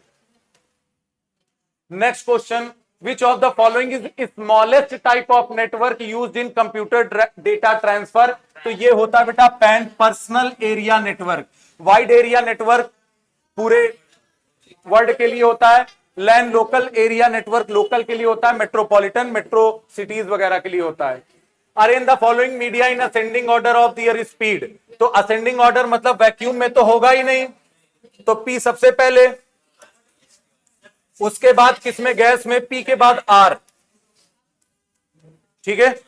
चलो नेक्स्ट कह रहा है कि 1 न्यूटन मीटर स्क्वायर, तो ये होता है बेटा 10 की पावर 5 डाइन होता है, लेकिन इसमें सेंटीमीटर स्क्वायर दिया है तो इसकी पावर को क्या किया है, कम कर दिया है, तो 10 की पावर -1 या 10 की पावर 3 या 10 की पावर 1, ठीक है। थर्ड आएगा क्योंकि सेंटीमीटर का स्क्वायर है, अगर सिर्फ सेंटीमीटर होता तो 10 की पावर 3 होता, ठीक है। चलो अच्छा, ये यूनिट किसकी है, प्रेशर की, force upon area. The construction of submarine is based on, ठीक है, आर्किमिडीज प्रिंसिपल पर बनी होती है। What is the potential difference between live and neutral wire, तो ये तो बेटा कितना होता है, 220 वोल्ट होता है इंडिया में। लास्ट कह रहा है, which formula from the following is use to get the number of images of an object kept between two plane mirror, 360/n-1, n होता है इधर, थीटा होता है इधर, रिप्लेस कर दिया है तो ठीक है, ठीक है ना, ये सही है, बाकी सब गलत है, ठीक है। चलो तो ये आपके 100 क्वेश्चन आज हम लोगों ने शायद बहुत ही जल्दी 1.5 घंटे के अंदर, 1 घंटे 40 मिनट के अंदर अप्रॉक्स हम लोगों ने कवर किया है 1 hour 33 मिनट में, ठीक है। तो thank you very much, enjoy your vacations, bye bye, good night, sweet dream।